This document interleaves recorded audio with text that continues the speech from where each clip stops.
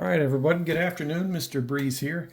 I'm coming to you from the indoor workbench, and I'd like to talk a little bit about, actually, before I go into that, I'd like to say that this video is a couple weeks overdue, just to haven't been busy and haven't had time to make this video. Anyway, I'm going to go ahead and do it now. All right, guys, I'd like to talk a little bit about the 1RC late model car, and a little bit about my racing results with it. So anyway, I'd like to talk a little bit of review of the car itself. As I said before in my previous video, these cars they're so nicely done. I can't get over the quality and durability of these cars. I did have an issue I'll get into in a minute.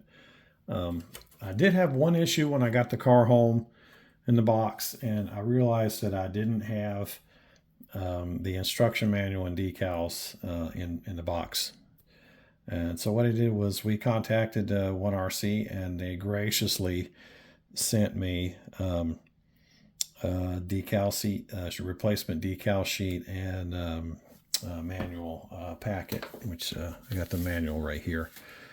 They got that to us within 5 days of the purchase, which is awesome because I was able to get the decals on the car the night before the races.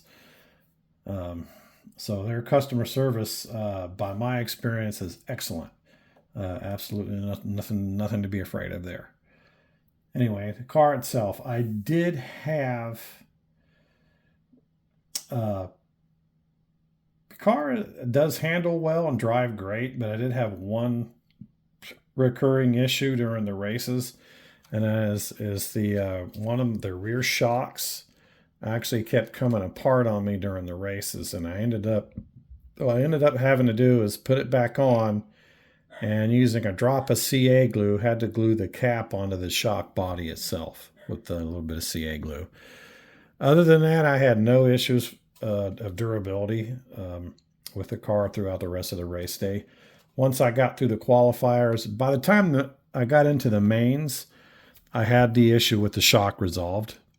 But next time I take this car racing, I am going to take order of extra pair of shocks and take them with me, just in case I have that issue again. Again, it was a minor issue during the qualifiers. By the time I got into the mains, I had it solved, and I was able to get through the mains without any problem. Okay, guys. The car, a little bit about the classes that I ran. Okay, there were several classes run that day, but what was very nice is there were two classes that utilized the late model car. There was like a stock class which utilized the 5-cell nickel metal battery that comes with the car, and then there was I don't know, a little upper class, I forget what they called it, that utilizes a LiPo battery, a 2-cell LiPo. And the speed difference between these two batteries is noticeable. In fact, I had some difficulties driving this car with the LiPo in it. That's how much faster it is. Anyway, so what happened was I got into the races, and in the stock battery class, I ended up doing very well, and I got second place. And of course, there was only 3 or 4 of us drivers driving that class, but I did okay, did real well. And the LiPo, the class that used the upper class that utilized the LiPo batteries, well, I didn't do so hot. I had a little issue driving. The car was surprisingly fast with this battery in it, which I definitely need some more practice at the car at that speed. But I did finish last in that class, but I held my own in the mains, and I didn't do too bad. Anyway, guys, so there's my little plaque I got for second place in the stock late model class with the one that utilizes the stock battery. So did real well on that. Very nice. Overall, I really like the car a lot. I enjoy driving it on the DBC Motorsports portable track. And I've been following their Facebook page, and they have not scheduled another race. So as soon as they do that, I'll plan to go to another race. I'm hoping that they do some stuff in the wintertime, because I went ahead and bought the car, and I hope I get to utilize it some more. Had an excellent time at the races. Um, I'd like to thank DBC Motorsports and Scale Reproductions Hobby Shop for putting on the race. It was a great time. I think everybody had fun. And I can't recommend the car enough. I do recommend it.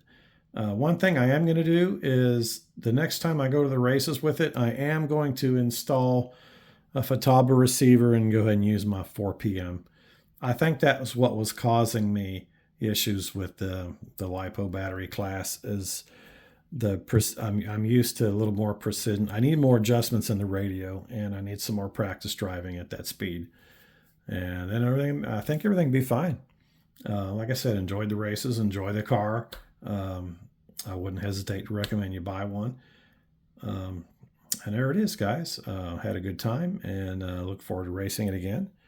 I am going to be doing some RC car racing, I think next week, and I'll do another video, get into that. So I hadn't raced RC cars in several years, and it was really nice to get my feet wet again. All right, guys, with that, this is Mr. Breeze, and I'll see y'all later.